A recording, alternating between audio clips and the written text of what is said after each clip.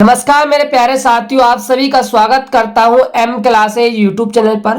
तो आज हम इस वीडियो में क्लास 12th सब्जेक्ट होगा आपका भाई मैथमेटिक्स यानी गणित का, जो जैक बोर्ड की तरफ से ऑफिशियल मॉडल प्रश्न पत्र जारी किया गया है उस पेपर का मैं आपको भाई कंप्लीट सॉल्यूशन करवाने वाला हूं। आप इस वीडियो को शुरू से लेकर अंत तक देखिएगा और आप सभी एनालिसिस कीजिएगा कि अब तक आपकी भाई मैथ के अंदर कितनी तैयारी हो चुकी है। तो वीडियो स्टार्ट करने से पहले आप सभी से एक छोटा सा रिक्वेस्ट है, यदि आप चैनल पहली बार आए हो तो चैनल को भाई सब्सक्राइब जरूर कर लीजिएगा और साथ के साथ इंटर की तैयारी करने के लिए आप हमारे व्हाट्सएप ग्रुप से जुड़ सकते हो, जिसका लिंक डिस्क्रिप्शन बॉक्स में दिया हुआ है। तो स्टार्ट करते हैं पेपर का सॉल्यूशन। तो देख सकते हो जो आपका एनुअल एग्जाम होगा उसमें 80 नंबर का आपका मैथ का पेपर होने वाला है। समय आपको मिलेगा भाई 3 घंटे का। ठीक है, ये कुछ आपके लिए सामान्य निर्देश दिए हुए हैं, ये आपके लिए भी इंपॉर्टेंट है। ठीक है, ये आपको सब चीजें बताता है कि भाई पेपर आपका कितने खंडों में आएगा और किस टाइप से आपके क्वेश्चन पूछे जाएंगे, आप ये पूरा देख सकते हो।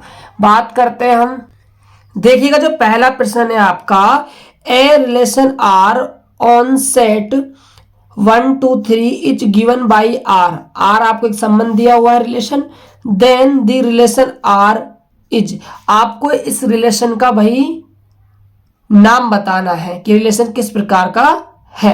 रिफ्लेक्सिव है, सिमेट्रिक है, ट्रांसिटिव है या सिमेट्रिक एंड ट्रांसिटिव है, यानी कि स्वतुल्य, सममित, संक्रामक, सममित और संक्रामक, ये आपको बताना है।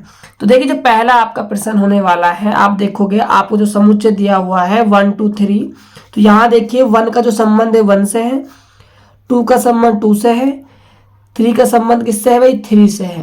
तो ये आपस में क्या है, इनका रिलेशन इस संबंध के आर के अंदर है। ये होता है किसके अंदर भाई, स्वतुल्य के अंदर होता है, रिफ्लेक्सिव के अंदर होता है, इसीलिए आपका ए ऑप्शन जो है वो बिल्कुल सही हो जाएगा।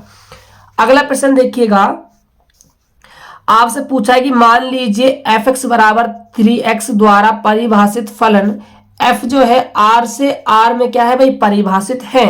सही उत्तर चुनिए।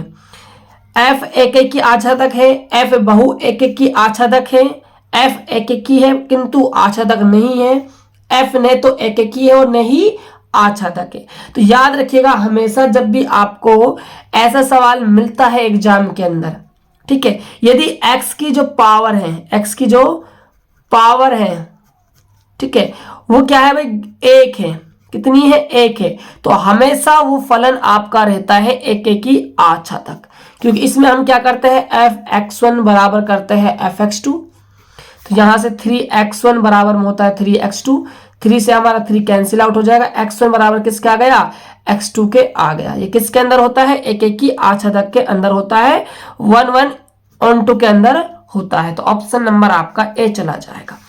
अगला प्रश्न देखिएगा, प्रश्न संख्या है 3, काफी बेहतरीन क्वेश्चन है, काफी इंपॉर्टेंट है आपके एग्जाम के लिए। एफ एक्स आपको फलन दिया हुआ है, आपको एफ ओ एफ 0, ये आपका 0 है, इज, इसका भाई आपको मान बताना है। तो देखिए बिल्कुल इजी सा क्वेश्चन है, ध्यान दीजिएगा कैसे हम इसको करेंगे। देखिए एफ ओ एफ 0 कैसे लिखेंगे, एफ ब्रैकेट एफ और फिर यहां पर लिखेंगे 0। ठीक है, तो यहां पर हम x के स्थान पे क्या रखेंगे भाई 0 रखेंगे इस फलन के अंदर। तो f 0 रखोगे, 0 का स्क्वायर प्लस में 0 प्लस में 7, तो यहां से हमें क्या मिल जाएगा f7 मिल जाएगा।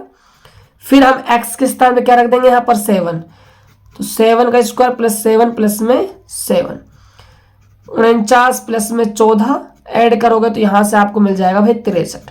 तो ऑप्शन नंबर आपका क्या आ जाएगा, बी आ जाएगा।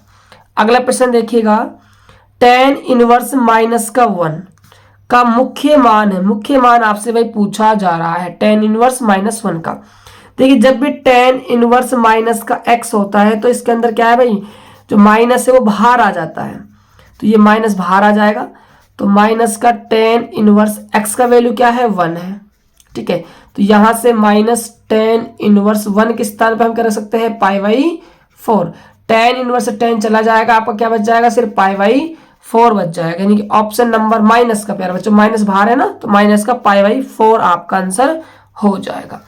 अगला प्रश्न देखिएगा, आपको दो अवयव दिए हुए हैं और दोनों क्या है, इक्वल है, तो आपको x और y के मान बताना है।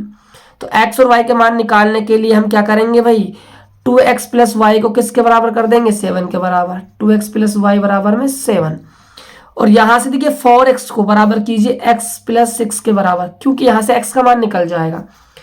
तो 4x बराबर में x प्लस 6, x इधर आएगा तो 4x में से x घटेगा, तो 3x बराबर 6, x का वैल्यू निकालोगे तो यहां से मिल जाएगा 2। अब x का वैल्यू यहां रखोगे, 2 गुणा 2 प्लस में y बराबर में 7, y निकालोगे तो 7 में से 2 दूनी 4, 4 घटेगा 3, तो 2,3 आपका वही मान आ जाएगा, यानी कि ऑप्शन नंबर आपका बी हो जाएगा।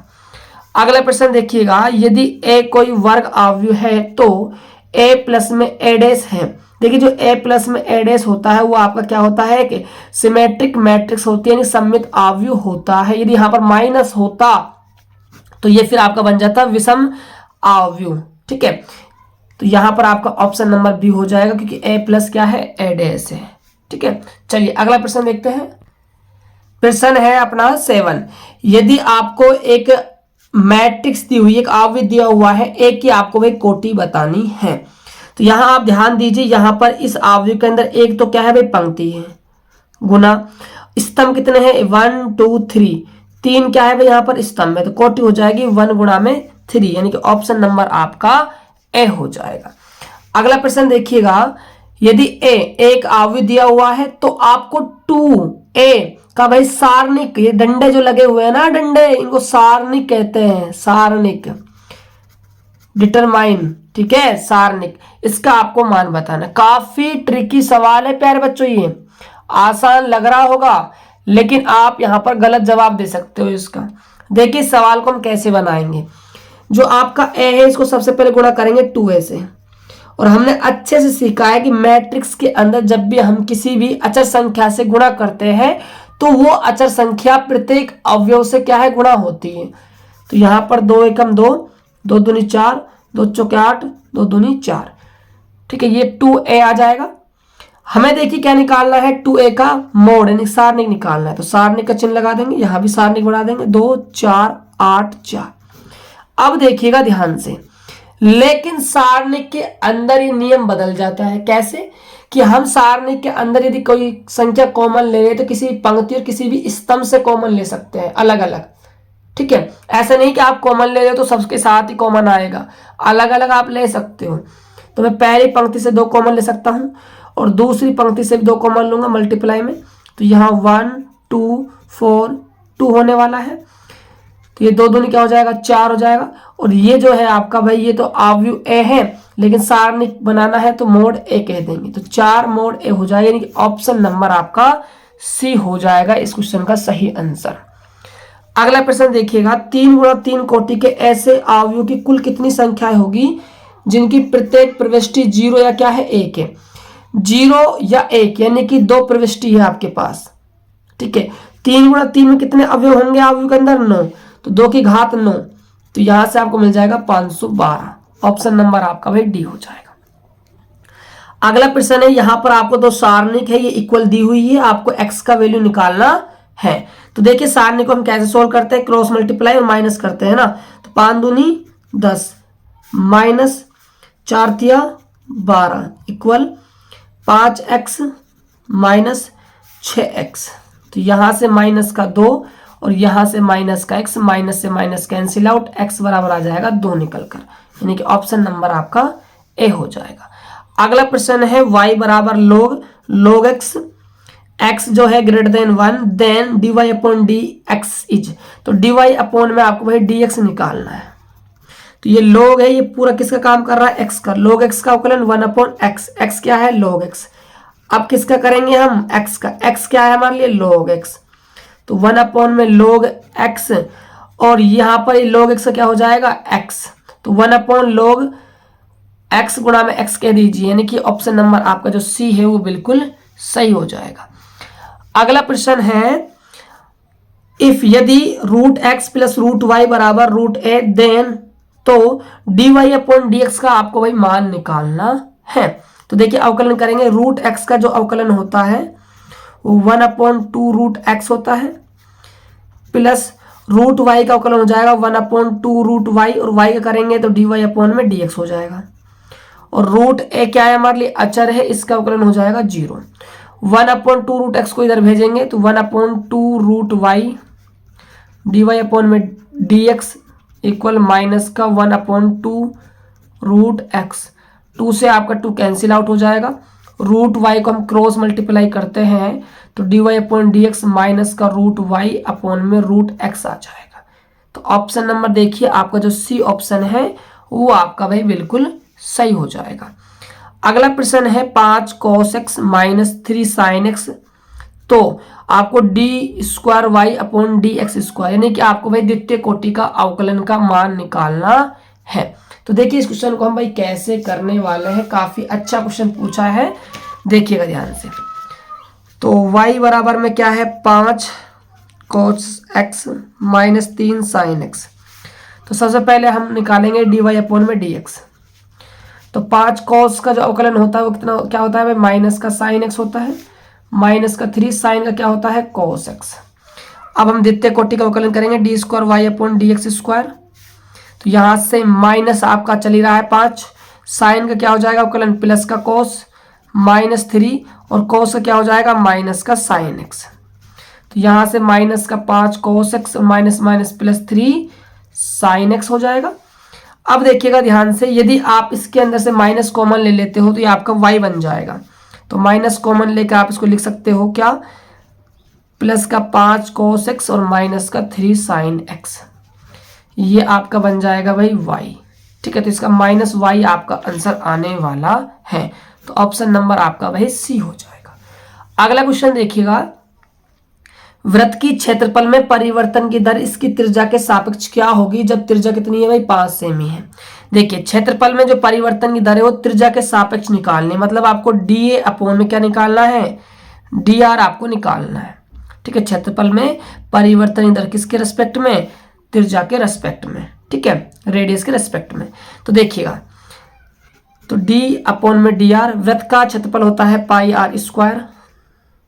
तो यहां से पाई बाहर आ जाएगा, आर स्क्वायर कितना हो जाएगा भाई 2r हो जाएगा। तो यहां से 2 पाई आर कितना है 5, तो 5 दूनी क्या हो जाएगा 10 पाई सेंटीमीटर स्क्वायर बटा में सेंटीमीटर, यानी कि ऑप्शन नंबर आपका ए हो जाएगा। बात करते हैं नेक्स्ट क्वेश्चन की। क्वेश्चन नंबर जो 15 है ये आपका समाकलन वाला प्रश्न है। देखिए समाकलन डी एक्स अपॉन में ई की पावर एक्स प्लस ई की power minus X is equal to बराबर है, किसके ये बराबर है ये आपको बताना है। देखिए इसको हम कैसे सोल्व करेंगे, समाकलन डी एक्स अपॉन में ई की पावर एक्स, जो ई की पावर माइनस का एक्स है इसको मैं 1 अपॉन ई की पावर प्लस का एक्स कह सकता हूं। यहां से हम एलसीएम लेंगे तो ई की पावर एक्स ऊपर चला जाएगा, यहाँ पर ई की पावर 2x प्लस में 1 हो जाएगा। आगे हम इसको सोल्व करते हैं, ई की पावर x अपॉन में इसको हम ई की पावर x का स्क्वायर कह सकते हैं प्लस 1 डॉट में dx। अब हम क्या करेंगे, हम t मानेंगे, हम ई की पावर x को मानेंगे t। तो इसका जो अवकलन आ जाएगा वो dt बराबर में क्या हो जाएगा, ई की पावर x डॉट में dx हो जाएगा। तो यहाँ से ऊपर dt और नीचे आ जाएगा t का स्क्वायर प्लस में 1, और ये किसका समाकलन है भाई tan इनवर्स t का प्लस में c। तो tan इनवर्स t का वैल्यू क्या है, e की पावर x प्लस में c। तो ऑप्शन नंबर जो आपका ए है वो आपका सही चला जाएगा।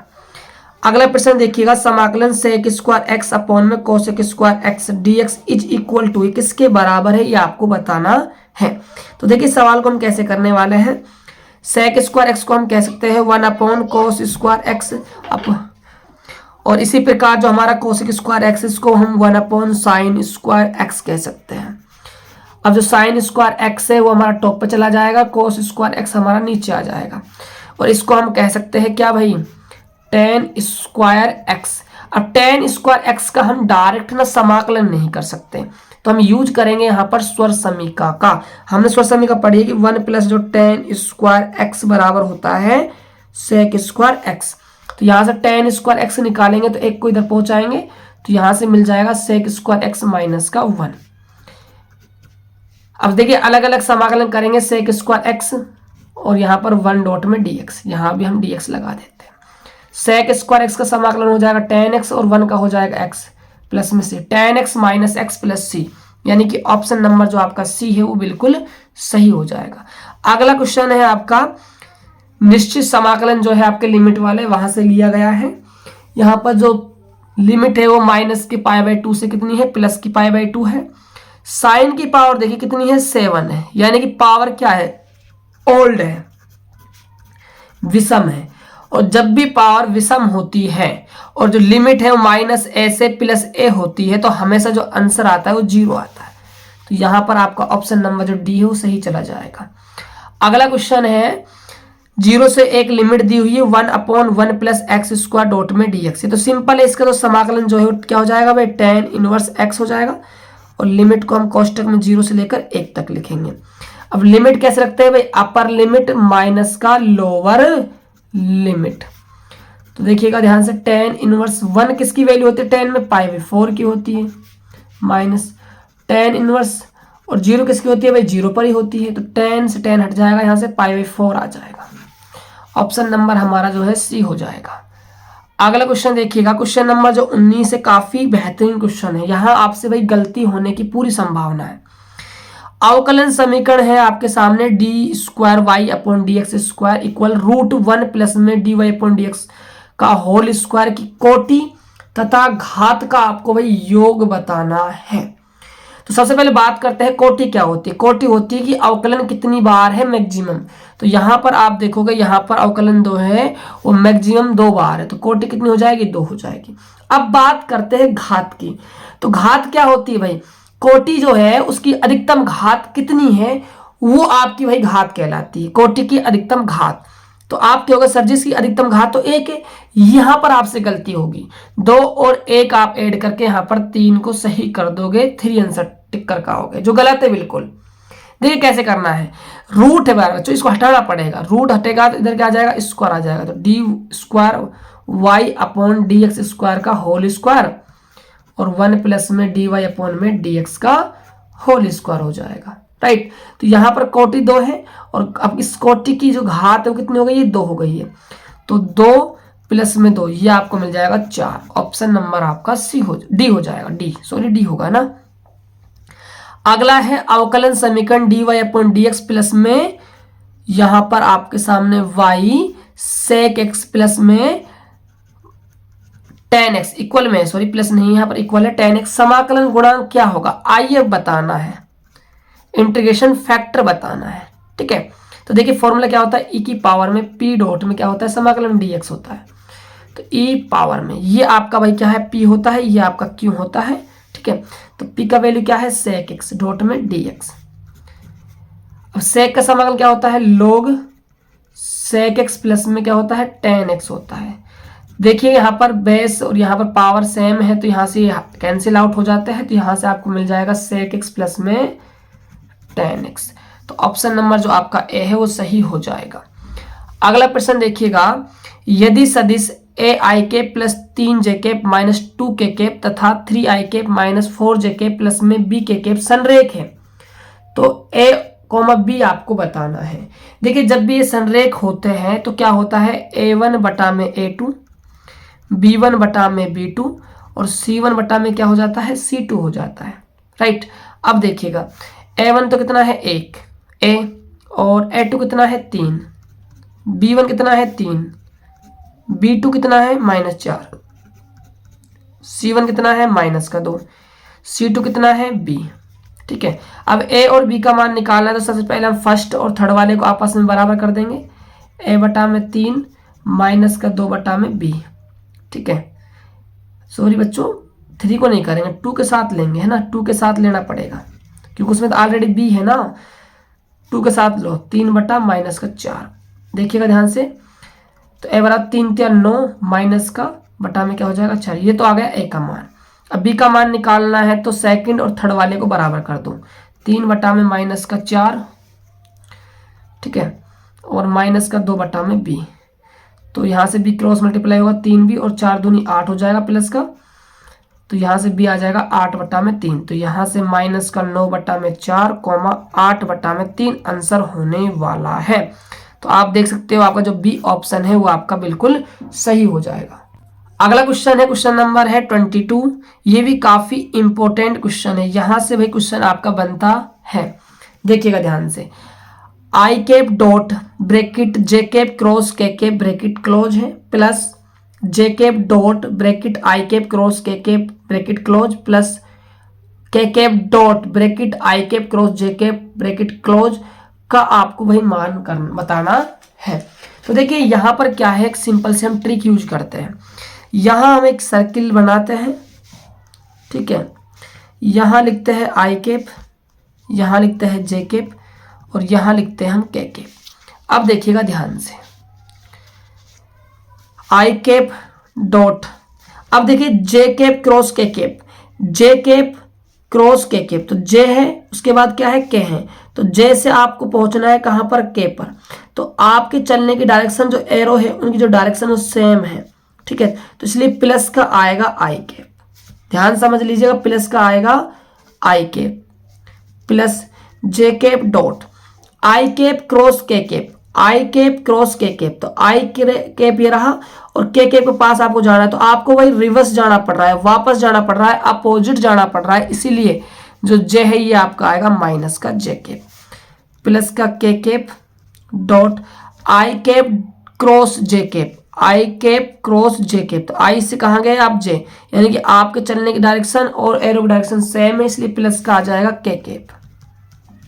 अब देखिएगा आगे, आई कैप डॉट में आई कैप माइनस जे कैप डॉट में जे कैप प्लस में के कैप डॉट में के कैप। देखिए जब सेम सेम डॉट होते हैं आई कैप जे कैप के कैप, तो हमेशा आंसर आता है 1 1 1, यहाँ 1 से 1 कैंसिल आउट हो जाएगा, क्या बचेगा, सिर्फ आपके पास 1 बचेगा, तो 1 इसका आंसर आने वाला है, यानी कि ऑप्शन नंबर सी हो जाएगा। बात करते हैं अगले क्वेश्चन की।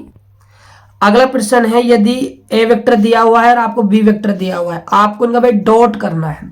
तो डॉट कैसे होता है भाई, a1 a2 plus b1 b2 plus c1 c2 हो जाता है। तो 5 को किससे गुणा करेंगे, 3 से, प्लस जे कैप के मल्टीप्लाई में कितना है 1 और यहाँ पर कितना है माइनस का 4 प्लस माइनस का 3 गुणा में 7, तो 5 या 15 माइनस का 4 और 7 या 21, तो 15 माइनस 21 और माइनस 4 माइनस का 25, यहाँ से आ जाएगा माइनस का 10 आंसर। तो ऑप्शन नंबर देख सकते हो, आपको जो डी ऑप्शन है वो सही हो जाएगा। अगला प्रश्न है कि जो आपका ए वेक्टर है उसका जो मैग्नीट्यूड है नॉट इक्वल टू 0 है और बी का जो मैग्नीट्यूड है वो नॉट इक्वल टू क्या है, 0 है। तो आपको A vector cross B vector equal to शून्य सदिश होगा, यानी 0 वेक्टर होगा। कब होगा, देखिए जो ए वेक्टर क्रॉस जो बी वेक्टर होता है, इसका जो फॉर्मूला होता है A vector magnitude B vector magnitude sine theta और एन कैप, ये आपका भाई फॉर्मूला होता है। अब ये दोनों तो 0 है नहीं, तो यहाँ डिपेंड किस पे कर रहा है, एंगल पे, थीटा पे। तो कोण का मान कितना होना चाहिए कि सदिश क्या आ जाए, 0 आ जाए। तो कोण साइन 0 कब होता है, साइन 0 कब होता है भाई, 0 डिग्री पर, ठीक है। तो 0 डिग्री का मतलब क्या है भाई, ए वेक्टर और बी वेक्टर क्या है, ये आपस में पैरेलल है, परपेंडिकुलर मत लिख देना, यहाँ पर पैरेलल है, तो यानी कि ऑप्शन नंबर आपका सी हो जाएगा, समांतर होना, ठीक है। अगला क्वेश्चन देखिएगा, सदिश आई के प्लस में 2 जे के प्लस में 2 के कैप का दिक् कोसाइन निकालने, मतलब एल एम एन निकालने, एल एम एन आपको निकालना है। अब देखिएगा एल का फॉर्मूला क्या है, ए अपॉन में रूट के अंदर ए स्क्वायर प्लस में बी स्क्वायर प्लस में सी स्क्वायर। ये जो मल्टीप्लाई में है यहाँ ये आपका ए होता है, यहाँ पर बी होता है, यहाँ पर आपका सी होता है। तो ए कितना है 1, आई कैप का जो गुणांक है वो 1 है, रूट के अंदर यहाँ पर 1 का स्क्वायर 2 का स्क्वायर फिर 2 का स्क्वायर, ठीक है।